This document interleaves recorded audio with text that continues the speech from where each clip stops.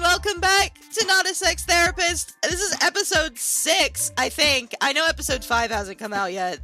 It was supposed to come out last week, and then I got sick, and my editor went on vacation, and so we skipped last week's episode, but that's okay, because we're here now, and everything's fine. By the time this episode comes out, the holidays will probably be over. So, Merry Christmas, Happy Holidays, Happy Hanukkah, and all those other great holidays that you guys celebrate. I'm sure that's already gone and passed. Happy New Year, all that good stuff. So, what are we talking about today? Today's episode, I'm still kind of coming up for a title for it, but today's episode is going to be all about nice guys. I know that people have asked me to do this episode for a little bit, and I would like to go and sit down and do it. I tried to record this episode last week, but I felt like garbage, and my head was all full of garbage, and I felt yucky. So, it didn't come out very well, so we're going to redo it today, and I'm going to re-answer questions that you guys have asked. And it'll be great. It'll be fine. Everything's going to work out super, super well. But that's what we're looking at today. So that's going to be our topic episode. If you are new here, hello and welcome. I don't know why you started on episode 6, but hello. If you're new here, I have chat live to throw in their comments, questions, concerns as I'm yapping away. And everybody who listens to the podcast can go ahead and submit their own questions for me to answer at the end. It doesn't necessarily have to be on topic. Those are just the ones that I like to answer on that topic. Anything that's related to that topic, that's usually what I like to answer. But because we don't have a whole lot of questions, we might get through all of the questions I actually have today. So that'll be the end. That'll be at the end of the episode anyway. So it's not really relevant right now, but that's how this works. If you want to catch me recording this live, depending on how today goes, I might start streaming my recording these live on Twitch every Monday morning at 10 a.m. EST, and then I stream the rest of the weekdays at the same time. It probably won't be podcast stuff, but it'll be streaming. So, we'll see. But like I said, it depends on if Twitch bonks me for trying to do this today. Like I said, this episode is not super sex heavy, so I don't know that they will, but we'll see. My name is Neon. Hello. I know, like I said, if you are new here, if you're starting on episode 6, I'm not sure why, but my name is Neon. I make a variety of different content. I'm an average adult content enjoyer. I do a lot of things in my free time, very creative, and I love to educate about sex, talk about sex. That's what I like to do. That's what I'm here for. That's what I enjoy. All that good stuff. So, with all the intro, all that good stuff out of the way, let's get right into the episode. So, today's episode, I think I briefly mentioned it, is going to be about nice guys. This one is for the nice guys, or, nice guys listen to this episode. I don't know yet. Not sure what I'm going to call it, but we'll cross that bridge when we get there. So, I want to talk about first like what people usually think of when they think of nice guys. I'm going to pull up the actual, like, the Urban Dictionary. I think I looked this up once before and I already forgot, but the Urban Dictionary has a really good idea, or a really good definition of it. Dictionary, nice guy. Here we go. Nice guy. Not to be confused with a nice guy, that is a male that is nice, when used as a pronoun instead of an adjective. Nice guy refers to people, men or women, who believe basic social expectations are currency for sex. So that is a really, really good way to put it. A lot of it is that expectation, and it doesn't necessarily mean sex either. I know I'm going to say that, and some of the nice guys are probably going to be like, but I don't want sex, I just want a relationship. It means, like, it's generally in the same ballpark. Nice guys traditionally, when you think of a nice guy, you think of somebody who acts a certain way and they expect to get a relationship out of it or sex out of it or whatever the case may be.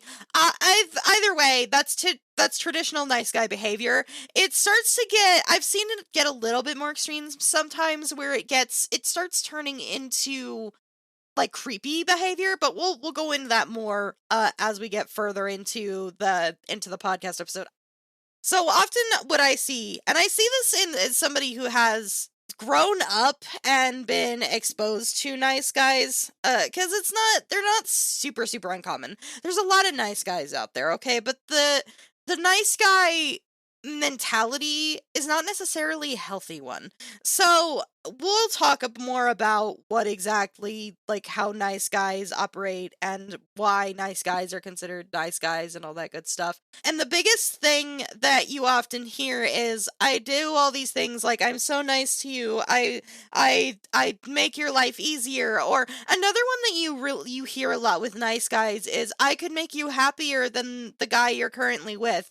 And it's not something that's untrue necessarily. Like, that is a case, like, somebody could not be a good fit for their partner, and you might fit with them better, but to throw that in their face is not going to win you any points.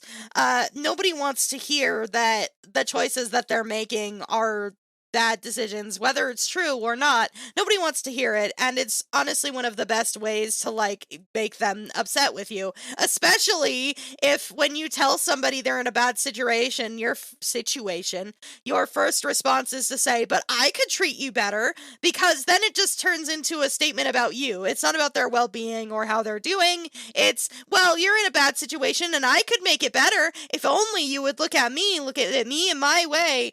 It's just a bad look. It doesn't look good. It doesn't sound good. It's going to hurt their feelings. It's going to make them feel like they shouldn't have come to you in the first place. It's a whole thing. Like, it's not a good way to look at it. When I hear people say, I thought being nice was a good thing, or why is it that she is not interested when I do all of these nice things, I want to start with that expectation. The expectation that because you are being nice to somebody, you expect them to be in a relationship with you, or to give you sex, or whatever the case may be. Any kind of doing something with the expectation of getting something out of it is not a healthy way to do it. It's a little bit different. Like, if you go to a job, you understand that you're giving your time, your energy, your muscle, whatever, your mental energy, you're giving that away for a price. You are being paid for the work. That is something you are doing in return. But if you have a mentality where, for example, you see this gal and she asks to, hey, like, can you help me move in, carry my couch upstairs, whatever, like, you have to evaluate, are you doing this because you want to be nice, or are you doing this because you expect something out of it? Like, I see that a lot. This, like, well, somebody asks for help, and then the nice guy will turn around and say, like, well, yeah, I'd be willing to help you. And then the not great, like, nice guys will turn around and say, like, okay, well, where's my kiss? Where's my hug? But that's not what it's supposed to be about. You know what I mean? Like, it's, if you're gonna be a good person, or if you're going to be a quote unquote nice guy, and you're going to do it to be a nice guy, you need to do it with the intention of being nice and good for yourself, not because you want something out of it, not because you expect something out of it, because they are two very different things. And I often see, like, the traditional nice guy is trying to achieve an end goal of either a relationship or sex. And I am somebody who has been on the receiving end. I know I talked about this before. I think I might have talked about it on stream in the past too. But I was once friends with a guy who, at the time, I think he was starting to develop into a nice guy, which is why we stopped talking. We no longer talk anymore. He was going through a rough time. I asked him if he would be willing to go with me shopping, like, just because, I was young and stupid kid, and I liked to go out, and I liked to spend money on things that get, like, food and stuff. Dumb high school kid with her first job. But I invited him out with me to go shopping, go buy some junk food, hang out, all that good stuff. And I picked him up from work, and we went to go to the store, and I noticed, as we were going through the stores, he didn't really want to be seen with me. Like, he was always behind me or in front of me, or, like, he never walked side by side with me. And I asked him about it later. I was like, so, like, did you not want to go? Did you not want to hang out with me? Like, what was the deal?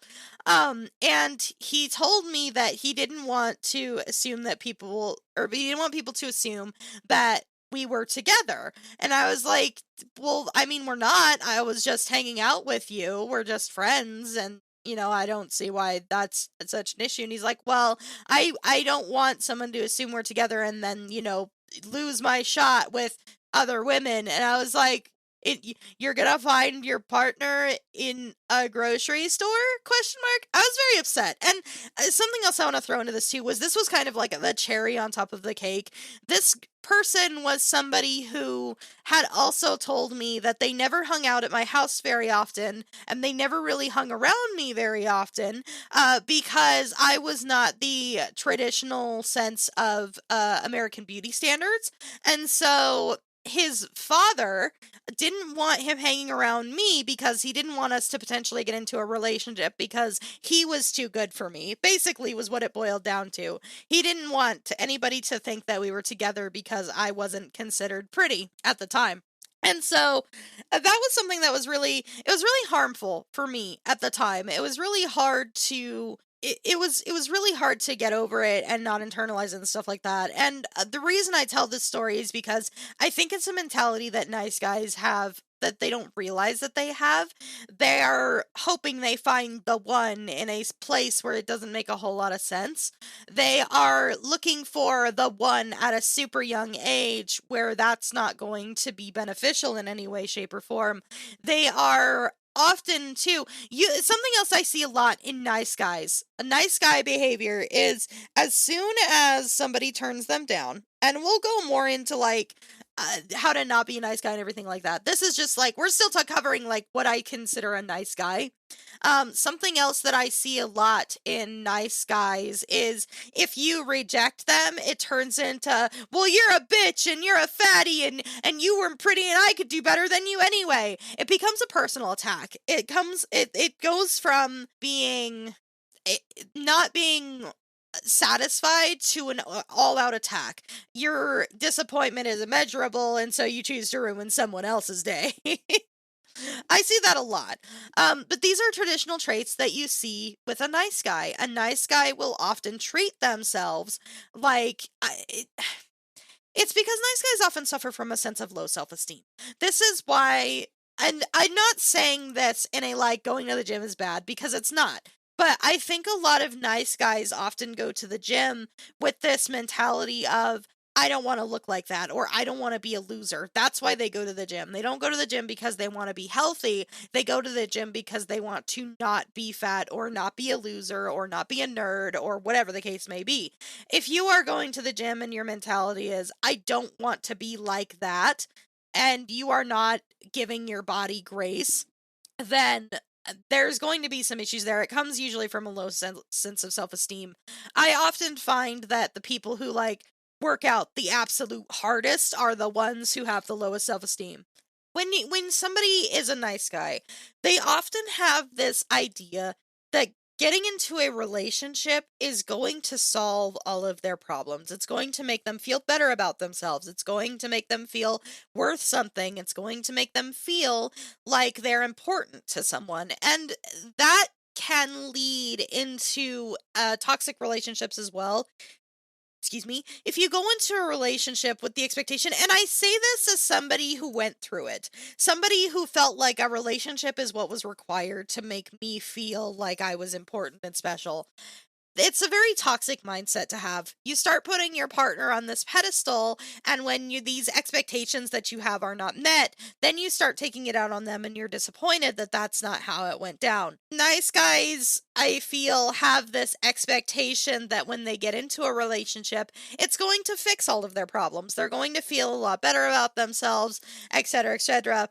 And when those expectations aren't met, they are upset, and, reasonably so. It's very disappointing when something that you expected to be a certain way doesn't turn out to be that way. Those expectations are very, very harmful. A relationship is not supposed to be the point of your life.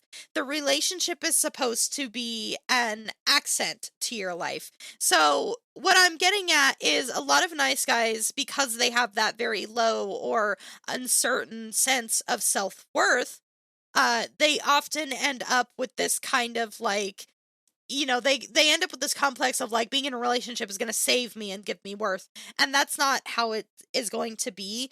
They also have a tendency to make finding a relationship their whole life, which is why when they end up doing something nice for somebody or doing these social norms and expect something out of it, it's because their whole life is centered around finding that partner. Their whole life is centered around finding a girlfriend, fiance, whatever the case may be. And so that's when you end up with those lost expectations. That's when you end up upset because you're not getting anywhere. That's when you end up upset because you're not making any progress in the field of relationships.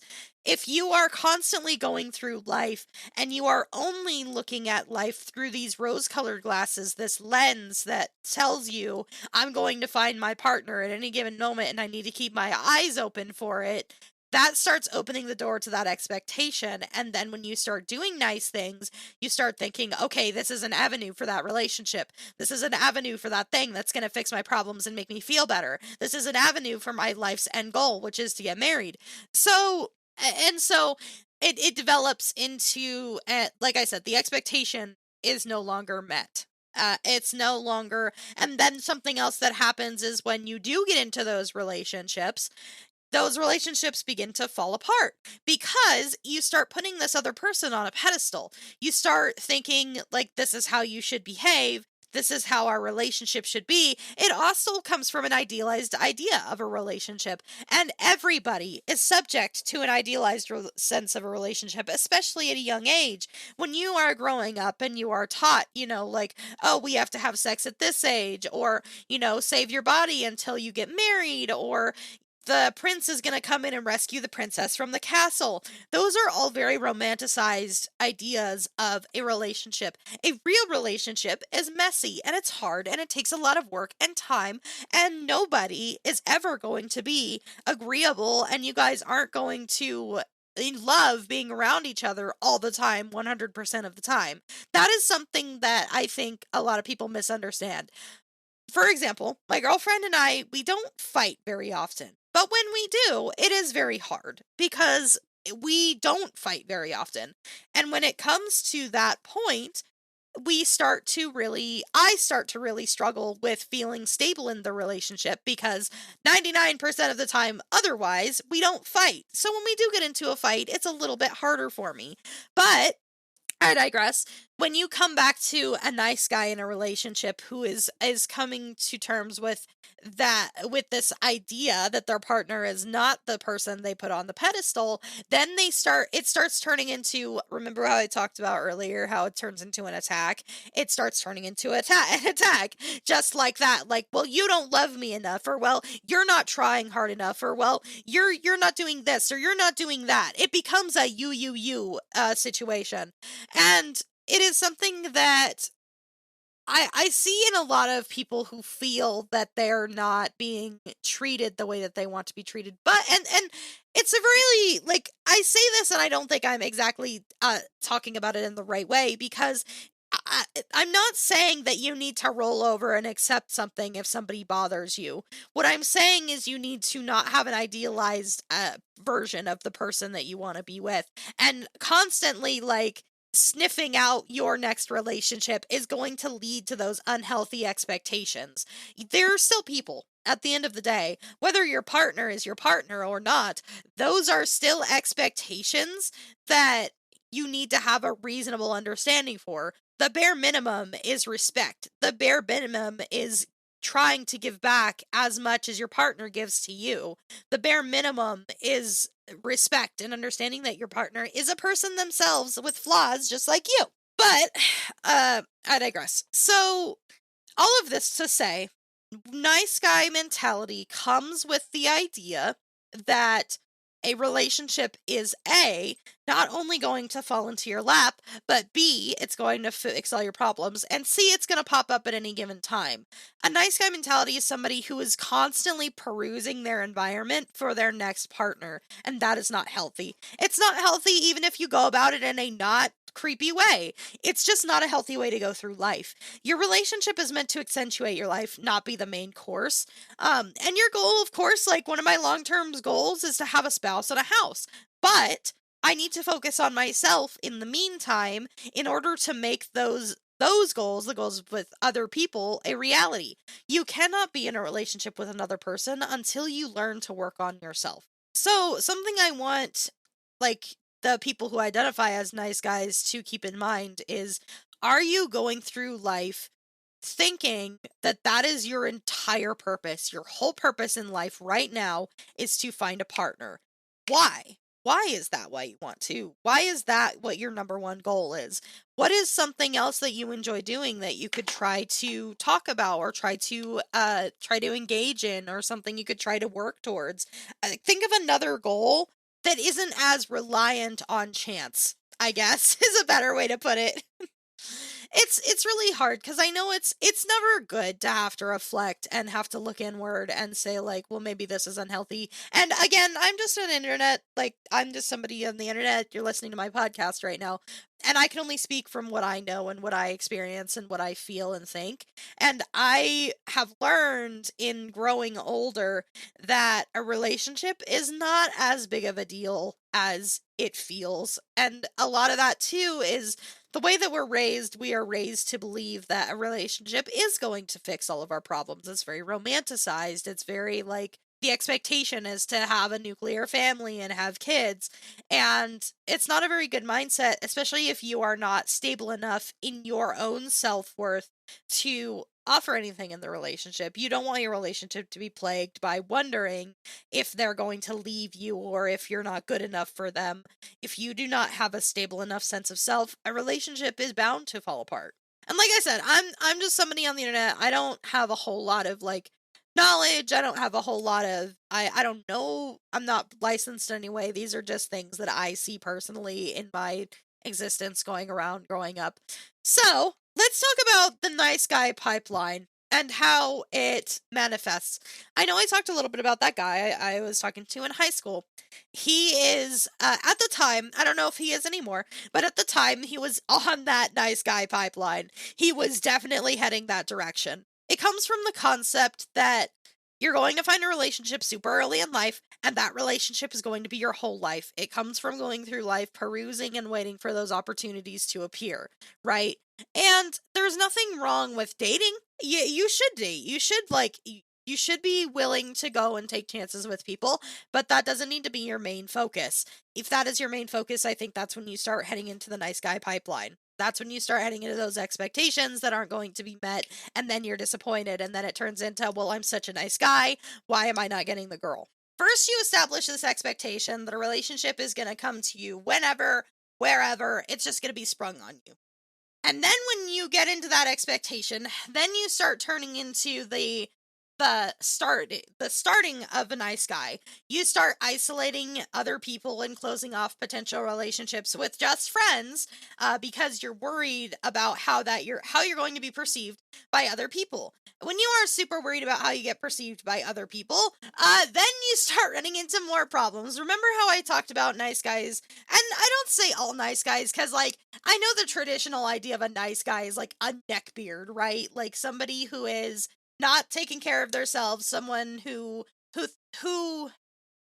is not proud of the fact that they are somebody who isn't really taking care of themselves, somebody who knows that and doesn't do anything about it and instead chooses to wallow in the self-hate. That is like the more traditional idea of a nice guy. I feel like it's pretty even split, at least as far as I've seen. I've either seen like the like iconic neckbeard idea of a nice guy, and then I've also seen like the super mega buff idea of a nice guy. I've seen both ways. I never really see like the average Joe in between there, but that's just because I'm not super like deep into fucking nice guy content.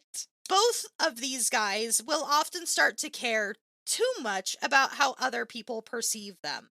So, like I touched on earlier, when you have the ones who are like gym bros often do it because they don't want people to think they're lazy, or they don't want people to think that they don't care, or they don't want people. It's all about what other people think. Okay? Working out for yourself is super, super good. It is super good and healthy to be working out because you want to be healthy. Working out because you're worried about what other people will think of you is not a healthy way to stay or get fit. And it's a great way to work off steam if that is what you use it for. But it's also, I mean, it's like anything, right? Any kind of activity that you do, if you use it as an escape, it starts to become unhealthy. I am one of these people. Well, mine isn't working out, but I'm a workaholic. Whenever something happens and I'm super stressed out about it, I sit down and I work. And that's not healthy, and it's something I've tried to cut back on. I try to sit down and do things I actually enjoy versus work, and try to work through the emotions. And, I think other people, their vice is they like to go on the internet and troll people. Like, everybody has different things. Everybody has different things that they go to try to work through and escape those emotions. But it's important to be able to work through those emotions, especially if those emotions are ones of inadequacy, because the feeling of inadequacy is something that I think more often than not is what causes a lot of issues in relationships, because it boils down to you have to trust your partner enough to understand that they are with you because they want to be with you, not because you're hot, not because you're not fat, not because you're not whatever. Like, that line of trust has to be there. And so when you start perceiving, so that's step 2. Then when you start perceiving or like worrying about how you look to other people, once you start, working out, or you start behaving a certain way online, whatever the case may be for you, then you start stepping into, okay, now I'm constantly looking for this potential relationship that can jump out at me at any time. Then that starts becoming an expectation. I've talked about this. I know I've touched on this, and I know I'm repeating myself. I'm a broken record at this point. It is that expectation that a relationship is going to pop up and save you from the endless cycle of like, working out because you hate yourself, or doing this because you're unhappy with yourself or your life. That expectation is what ultimately leads to this downfall, and that expectation is where you get that iconic nice guy line, "I'm such a nice guy, why aren't you interested in me?" That's not a healthy way to look at it. A relationship is not something that you can go on dates and stuff like that, do dating apps and all that stuff, but relationships are not meant to make you feel like, I don't know, it's something that's meant to make you feel more rich inside. It's not supposed to give you purpose. Like, if you're in a relationship with somebody and you're like, my wife is my life and I love her so much and I want to take care of her and I want her to be happy, that is something that you need to establish after you have already established who you are as a person, because that negative self-worth is really going to make it difficult for you. If you are waiting on somebody else to validate who you are, then you're going to run into problems. And that is the other aspect of it too. That, like, I'm such a nice guy, like, why isn't anybody interested? Why, like, I don't think I'm bad looking, or, I think I'm pretty cool, or I could do better than you anyway. It's that I feel like it's a relatively toxic mentality. You're looking for those idealized expectations of not only a relationship but how love is going to fall into your lap, that it starts to turn into disappointment. And that disappointment, either you internalize it or you take it out on somebody else. That's just the way that it works. Unless you can work through that on your own, you start running into those problems. That's what I'm going to say on, like, the nice guys. And I'm sure chat, with the way that explanation came out, I'm sure you guys will ask more questions and I will be happy to answer them for you. So if you do have any questions, I'm going to pivot over to answering all of our questions now. But feel free to throw some in there, comments, questions, concerns. If you want me to expand on anything, feel free. Feel free. I'm going to open it to the floor to you guys now, and we're going to read some questions. Woo! I love reading questions. Oh, yeah, that's right. If you want to submit a question at any point, or you want me to clarify, there is a link on the episode, or, oh, sorry, there should be a link down in the episode's description somewhere. I'm going to try to start posting that. If you go to that link, it'll take you to my form, or you can submit comments, questions, concerns. So our first question, I did screenshot some of these from the last time. Chat, that is a good question. What if somebody's already stuck in that mentality? How would they find help? Therapy is always it's always a good choice. Therapy is, I know it's like the fucking token answer. It's always the one that's like, oh, well, you should get therapy, but it's true. Therapy is something that's going to really help you work through your self-worth problems, if that is something that's going to help you. I feel like what you need to start with is you need to sit down with yourself and ask yourself, why is this something I'm so worried about? How do I feel about myself? Is this something that I'm chasing endlessly? What am I doing to fix it? Like, I don't think I touched on it as much as I wanted to when I talked about I thought being nice was a good thing. But being nice because you expect something to go somewhere is not the same thing as being nice because you want to be a nice person. And if you are going to be nice or you want to be a good person, you need to want to be a good person for yourself. That not because you expect somebody to give you something, not because you're expecting a relationship or anything out of it. You need to do what you need to. It's good to what's important at the end of the day, and I say this to anybody who wants to improve. The reason you start to improve can be because you see how it impacts other people. I myself am somebody who, like, when I was super deep in my throes of depression, I came to terms with the idea or with the fact that me being so self-deprecating and going to other people for reassurance and talking to them about it without doing anything about it was super detrimental to our relationship, because those people then started to come to me with the expectation of, I'm going to talk to you about something that's wrong and I want you to validate me for it, and that's not the kind of relationship I want to have with those people. So deciding to be a better person because of the way you're impacting somebody else is not a bad way to start. It is not. It's not a bad way to start. But I think at some point the mentality needs to change into, I want to be a better person for me. I want to be a better person for my family. I want to be a better person because I want to feel good about myself. I want you guys to, at the end of the day, walk out of the office or at the end every day with, I'm not who I want to be, but I'm getting there and I'm proud of that. Because I say this and I'm sure some people are like, "Oh, well, it's not that easy." And it's not. Like, I'm not saying this to make you feel bad or to make you feel like you're not working very hard, because that's not the case. It is very, very, very hard to work on yourself. It is very hard to be able to identify your flaws, to be able to identify that you are wrong, and to be able to admit that you are wrong, not just to yourself, but especially to other people. It is very hard to do that. It is something that I find is very respectable in someone, to be able to admit and own up to their mistakes, and to also be able to admit and own up to the fact that they want to get better. Because it is hard. It is very hard to do that. It is incredibly difficult. But if you do that, if you take those hard steps to take, you're only going to get better. That is what people want to see. Some people, yes, uh are super shallow. They only see the outside and they determine whether or not someone is worth hanging out with, talking to, dating on that alone. But if that is the case, do you really want to be with somebody who's going to look at you in any other capacity aside from what you have to offer physically? Do you really want companionship from somebody who's not going to value you for the person that you are and the work that you're putting in? Those are questions you need to ask yourself.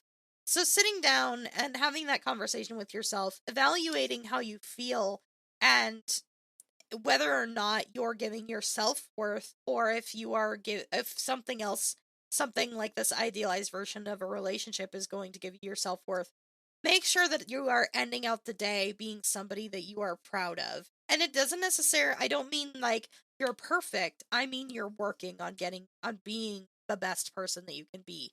That alone is something that you should be proud of. Being somebody who can identify their flaws and is willing to work through those flaws and identify when they're wrong and identify if the behavior isn't okay, or if they hurt your feelings, or if you hurt someone else's feelings, being able to acknowledge that you hurt somebody's feelings and that's not okay, is a huge step. And it takes a lot of maturity to understand that just because you hurt somebody's feelings does not necessarily mean that you are wrong. That doesn't mean that you need to, really get in their face and really say like, "Oh, you suck," or, "Oh, it's you deserved it." It takes grace, and it takes a lot of self-control and self-reflection to know that your feelings are valid, but taking them out on people is not. Those are two very different things, and they're very important to keep in mind and remember. So therapy is something that's going to help you with that, help you with the self-reflection, help you work through those feelings, help you figure out how to go through them. But also, if you can't afford therapy, just slowing down and using your empathy is what I find to be most effective. Slowing down and looking at yourself and saying, if I was doing that to me, how would I feel about it? Or how would I feel treating somebody like their emotions are their choice no matter, or how would I feel if somebody made me feel as though something was expected of me, sex, relationship, friendship, companionship. Why do I want to be friends with somebody who makes me feel like it is an expectation that I don't have a choice in the matter? Those are things that I encourage you to sit down and think with yourself, and I highly recommend going and trying therapy because I think that is something that is going to help. And I feel like the nice guy mentality from comes less from an external thing and more internally. It is a reflection of how the person views the world around them and themselves. And that is something that I think needs to be worked on. If you identify as a nice guy and you don't understand why you're getting the women or why you're getting the people that you want or why you just can't seem to hold a relationship, consider why that might be. How do you react when things get yucky? Like, how do you react when they try to be vulnerable with you? How do you behave? Do you see the things you're not happy with and do you automatically assume it's their fault or they're not giving you something? Can you have those conversations with them with a level head to the best of your ability? And can you have an adult conversation with them that doesn't turn into why one person sucks or the other sucks? It is hard to have conversations that are, you hurt me and this is why and this is how I feel. Conversations like that are hard. And like I said, it takes a lot of maturity to understand not only how you hurt somebody, but also whether or not your reaction was appropriate. I know I've talked about, and I know this is kind of a tangent, but I know I've talked about it in the past. I know I've talked about me and my father before when I'm streaming. My father and I, we get into fights all the time. And it is because I realized last night he is easier to fight with than he is to talk to. It is because he is not super open to what other people tell him. He is not super open to criticism. And I know that it is easier for me to get him to interact with me about these things, to fight with him, than it is to talk with him. That is something that I am not happy with. And after it happened, I was able to sit down and think about it and say, he has a right to be angry because the situation was a bad situation. I feel that my reaction, I had overreacted and my it wasn't right for me to take it out on him and to get into a fight with him just because it was easy. And that is something that takes self-reflection. And so I went up and I talked to him and I said, "I'm sorry. I did not mean to make you feel that your feelings were invalid because they are, and I feel that my reaction was wrong, and I want you to know that I did not find my behavior okay, and I'm working to fix it." It's a very hard conversation to have, but it is a necessary conversation that you have to have, not just with the other person, but with yourself. And like I mentioned before, I really feel like the nice guy mentality comes from a lack of self-reflection. It comes from an expectation. It comes from your expectations not being met. Your disappointment is manifesting in attacking the other person or seeing, seeing the other person not liking you and saying, "Well, why? I'm so nice." It's also a pride thing. It's very hard to admit that, you know, you're a relationship is what's giving you purpose. A potential relationship that may or may not happen is what's driving you forward, and that's not healthy because then it starts to become, well, what is my purpose if I do not have that relationship? And so it just spirals downward and downward and downward. You have to, at the end of the day, you have to be willing to sit down and talk with yourself and understand that you yourself have worth, and another relationship or another person cannot assign that worth to you. You have to understand and accept that you have worth regardless. And a relationship is not going to fix that. A relationship is not going to fix the hole that you feel inside. And that is something that we all have to learn, I think, especially because when we grow up, we're taught that getting married and having kids is so important and that is that is our destiny to get married, have a nuclear family. But it's not a healthy way to look at it. And that's how bad relationships come into play. That's how kids end up with, parents that didn't want them. That's how people end up in bad relationships because far too much importance was placed on the relationship itself and not the people in the relationship. So, if you are a nice guy and you are listening to this, I want you to do some self reflection. I want you to think about what is a relationship to you? What do you expect to gain out of a relationship? And if it's anything more than somebody to enhance your experience of living with, if it's anything more than I want to share my life with someone else, then I think you need to reconsider what a relationship is for you. And I think you need to reconsider where you stand in your own life and how much worth you feel you have. Because a relationship is not going to fix that. And expecting a relationship to pop up out of nowhere and always being open to one is always being open to a relationship and actively seeking out opportunities for a relationship are different. A relationship can just fall into your lap at any moment, but if you are constantly perusing the sea looking for that special fish because you're so adamant about that special fish, you could end up getting a really bad fish. You get into a bad situation.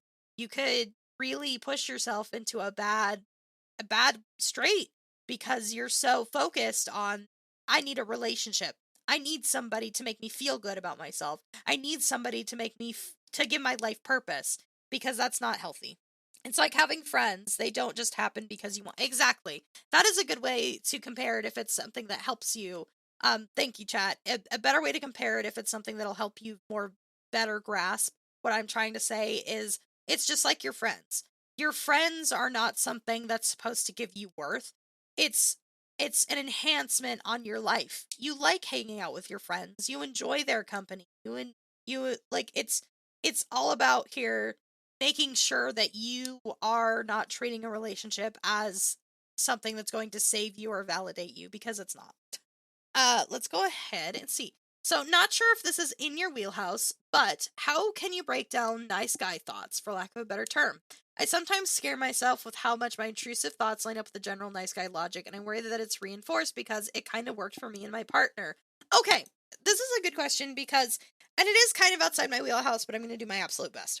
As somebody who also, I think, sometimes has nice guy thoughts, and I mean nice guy thoughts in the like, oh, well, I did this, so surely I will get something out of it, right? Or I've been super helpful. Like, a really good example is like my mom when she was sick, and like my grandpa ended up going to the hospital. Like, I was the one who was staying up. I was the one who was helping my mom. I was the one who was, preparing meals. I was doing all of this stuff, right? And so did occasionally have the thought of like, well, when am I gonna get like a reward for doing all of this stuff?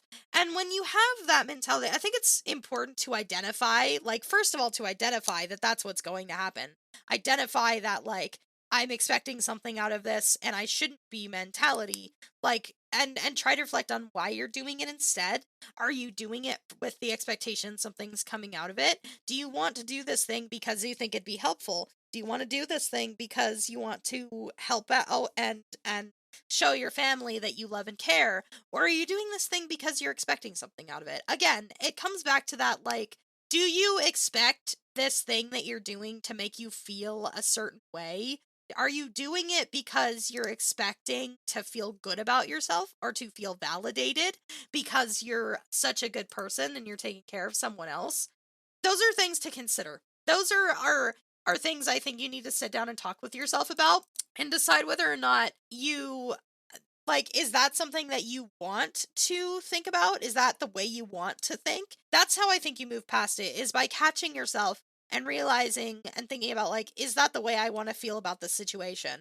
Yes or no? And then going from there. That's usually what I do, but I don't know that that will work for everybody. Like I said earlier, it might be better to just go to a therapist and ask, and they'll give you better techniques for it to slow down and, like, ask yourself. But I really think sitting and thinking about your actions, especially if you're thinking like if you have that, like, oh, I expect this to happen, or when am I going to get whatever, like, I have that thought process sometimes. I think having that, like, the ability to slow down and be like, wait a minute, that's not appropriate. I shouldn't say that. That's when you have to really slow down and think about why you have that mentality. And if you like thinking that way, I had that mentality as well until my dad told me, whatever you do is for you, not for me. This is true. Whatever you do is for you. That's a really good way to look at it. And I don't mean that in a like, I'm doing this because I want a girlfriend. I mean that in a like, I'm doing this because I want to know that I did what I could, is like a good way to look at it. Like for me, the way that I look at life is I want to die knowing I tried my best to live a life that I enjoyed, right? I'm doing it for me. Not because I want someone else to validate me, not because I want somebody to make me feel good, but because I want to feel good about myself and the choices I made, right? That's what you need to focus on is I want to feel like I made the right choice, right? It is about you. You need to give yourself worth. Okay, so this is unrelated to nice guys. I don't have any, so I'm going to be honest with you guys. I only have 3 questions. So if you guys want to submit questions, please do. Any topics you want me to talk about, like, please feel free to submit them and I will talk about it. But I need more questions. So, this question is unrelated to nice guys. This is just a general sex question. Is it safe to swap partners during anal sex in a threesome, like going back and forth from one ass to another? That entirely depends on how clean you are. So, I personally don't recommend doing that anyway, just because it's not a super like healthy way to do it, especially if you're not clean. But if you are going to do it, make sure you're wearing a condom, or your partners, both of them, really washed themselves really well. Make sure that that's clean, because you don't want any kind of infections, because you're dealing with a biohazard, essentially, a fecal matter. You're more at risk for like infections and stuff like that. And make sure both your partners are clean. I know I've kind of touched on STDs and stuff in the past in the life of this podcast. Please be very aware of like what you're doing and make sure your guys are clean and make sure everybody's aware of what's happening. But if you're not planning on being super clean, then wear a condom. Don't just ass swap. That's not good for you, and you don't want to get any kind of infection or anything like that. So either it is okay as long as you guys are super clean, like super clean, like you are. There is nothing left in that colon. It doesn't even smell bad. It is super clean. So make sure you're being super clean, or you're wearing a condom. I don't think it's a good idea to just start swapping asses just because, or without any kind of prep. I don't think it's very healthy. It's not good for you. Don't do that. Okay, so this is a good one too. This is one that might relate more to nice guy a little bit. This is also a very long-winded one, so I will break it down and talk about it as we go. So, I want to be more physically open with people in platonic ways, but my body is very easily turned on by physical contact. I understand this. I want to say, like, before I get into the rest of the question, you're not alone. I am also one of those people. My girlfriend, if she even just, like, puts her hand on my head or gives me a hug, my body goes into haywire. So I understand this. I understand this happening, and I'll talk more about it as we go on. Is there anything you would recommend to either bring it up to others as something that happens without meaning behind it? Alternatively, what would you recommend to help my body calm down physically so I can just chill with people? So, there's a couple of ways. I don't know. This is a hard one because I know for guys or penis havers, it's harder to hide it when it happens. And so something I want to talk about is think about something that's not arousing. Like, I think that's like a good step in the right direction, or take a cold shower beforehand, or another good way to do it probably would, and I know this probably sounds like uncomfortable and not great, but if that is something that you struggle with, maybe trying to like blow a load before you go and hang out, just so that you struggle to get it up again, maybe, if that's something that helps you. Naked grandma, yeah. So I think those are like my 3 go-tos. Either get the frustration out before you see the person, take a cold shower before you see the person, or when it happens, think about something entirely unarousing. Think about something that's like a boner killer. Find the most boner killing thing you can and just repeat that in your head over and over again. I other than that, I don't know that there's a great way to broach the topic unless you have super chill friends. Like, unless you can sit there and talk to your friends and be like, this is just a thing that happens and you need to like, it doesn't mean anything. I'm just weird. Like, I don't know that there's a really good way to go about that unless you have super chill friends. So I would try to like calm yourself down the best of your ability. I'll do more research on that next time. I know I said that last time I tried to record this episode, but I was sick. So I will do more research on that and return with that information, maybe more in depth. But those are like my 3 go-tos. That's what I would go to for sure. Try to like calm yourself down, get the frustration out beforehand, or take a cold shower. Think about naked grandmas, whatever is a boner killer for you. At what point does medical fetish become Munchausen's? So I actually did do research on this one before I started. Munchausen's is it is a condition where somebody will fake having illnesses to get attention. Essentially, med fetish is, I would say, and again, I'm not professional, I'm not licensed in any way. I know I've talked about this in the past, but I'm not licensed in any way.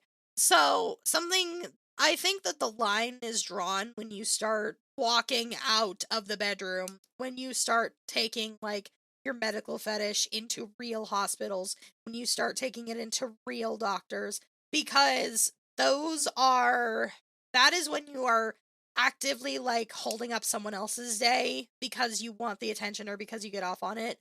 Med fetish is a fetish. It is something that stays in the bedroom. It is something that it is between you and your partner or whoever you're engaging in sexual acts with. If you start pulling unsuspecting people into your fetish, that is when it starts turning into something much more serious. Those people cannot consent. Those people are there to make you feel better, and they have a job. And if you start behaving as though you are sick just because you want the attention or because you want to get off, that's when it starts crossing into something much more serious than just a fetish. Because it is no longer like everybody is consenting. It is no longer just getting off. Now it is actively impeding other people's day, and you are convinced that you have something that you don't, or you are really trying to sell that you have something but you don't. Taking it out of the bedroom is when I think it starts to turn into that syndrome. That's my personal theory. That's when I would draw the line. That's when I think that you need to start worrying and it starts becoming a more serious thing. So thank you so much for listening to the episode. Thank you so much for hanging. I appreciate you guys for listening.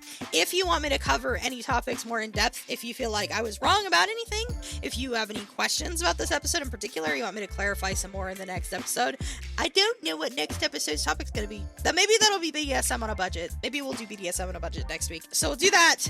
I'm going to try to do these episodes on Twitch. I don't know. I think it depends on the episode. We'll see.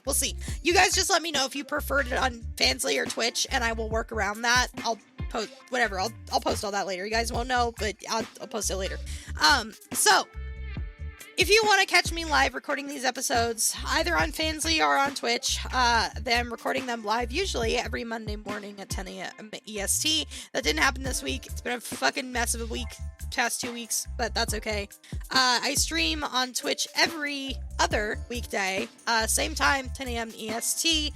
If you are interested in anything else I do, you can check me out at changelingneon.card.co. That's changelingneon.carrd.co, and that has all my links if you want to see what's going on with me. I'm most active on my Discord and Blue Sky. You can find those links on that card link I gave you before. And if you want to ask any questions, if you want any topics or anything you want me to cover, I'm going to start dropping the link to the Google form in the description of each episode, so you guys can go straight there from wherever you're listening. Don't forget to follow, subscribe, whatever you got to do for whatever your podcast site is, your app. Download it, like it, download the episodes, let other people know that this podcast exists if they have any questions or if they're uncomfortable asking questions. The form is completely anonymous, so you do not have to feel obligated to talk about anything you don't want to. You don't have to reveal any personal information. I'm here to help. I want to help break the stigma around sex, and I hope you guys have safe sex. I hope you guys are taking care of yourselves, being responsible, being smart, and I will see you all in the next episode. Bye!